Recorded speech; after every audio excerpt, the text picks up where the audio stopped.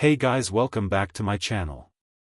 In this video we are going to find out how to optimize mobile UX in Adalo free plan. The link to Adalo will be in the description, so make sure to check it out. First, open your browser and go to the Adalo website. Once the page loads, log into your Adalo account. After logging in, open the app you want to optimize for mobile. Now switch to the mobile screen view inside the editor. Check spacing and alignment of all components on the screen. Resize text and buttons so they are easy to read and tap. Make sure buttons are not too close to each other. Use simple layouts and avoid overcrowding the screen. Check navigation flow to ensure it feels smooth and clear. Use preview mode to test the app on a mobile-sized screen. Open the preview link on your phone for real device testing.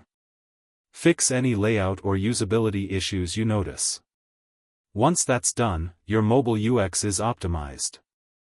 I hope you liked the video. Don't forget to share and subscribe. See you in the next one.